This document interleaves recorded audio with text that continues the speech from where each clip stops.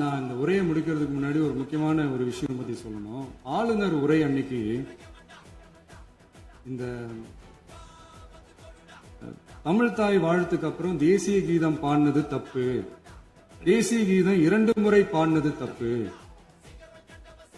அப்படி ஒரு நிகழ்வு இதுக்கு முன்னாடி இந்த சட்டசபையில நடந்ததே கிடையாது, அந்த மரபே மாத்திட்டீங்க, இப்படி ஒரு பெரிய ஒரு போர் மாதிரி எதிர்கட்சியை சார்ந்தவங்க எல்லாம் சொன்னாங்க இல்லையா. அந்த மாநில உரிமை போராளிகளை, அந்த மரபு காக்கிற உரிமை போராளிகளை ஒரே ஒரு கேள்விதான் கேட்கணும். 2021 ஆகஸ்ட் 2 ஞாபகம் இருக்கா? Centenary celebration of Tamil Nadu legislature. அந்த ஃபங்க்ஷன்ல நம்ம முன்னாள் முதலமைச்சர் கருணாநிதி அவர்களோட கலைஞர் அவர்களுடைய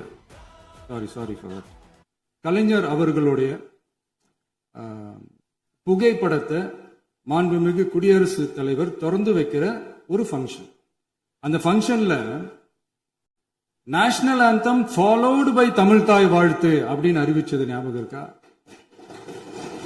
அதாவது தேசிய கீதத்துக்கு அப்புறமா 2வது முறையா, நோட் திஸ் பாயிண்ட் மாண்புமிகு பேரவைத் தலைவர் அவர்களே, பிளீஸ் நோட் திஸ் பாயிண்ட். தேசிய கீதத்துக்கு அப்புறம் 2வது முறையாக தமிழ் தாய் வாழ்த்து பாடப்படும் அப்படின்னு சொன்னது ஞாபகம் இருக்கா? அதுவும் முத்தமிழ் அறிஞர் அப்படின்னு சொல்ற நம்ம கலைஞர் அவர்களுடைய அந்த புகைப்படம் வெளியிட்டு விழாவில் அவர் இருந்த இதே சபையில தமிழ 2வது இடத்துக்கு தள்ளினது யாருன்னு ஞாபகம் இருக்கா? அது மட்டும் இல்ல, அந்த தேசிய கீதத்தை நாட்டுப்பண் நேஷனல் ஆந்தம்னு சொல்லி அதே பங்கன்ல கடைசியா பங்கன் முடியும் போது செகண்ட் டைம் தேசிய கீதம் பாடினதும் ஞாபகம் இருக்கா? இதே அவையில் தான், அது அவை குறிப்பிலும் இருக்கிறது, இதே அவையில் தான் நடைபெற்றது. இந்த நேரத்தில் இந்த ஆதாரங்களை அளித்த மாண்பு முதல்வர்களுக்கு நன்றியை தெரிவித்துக் கொள்கிறேன்.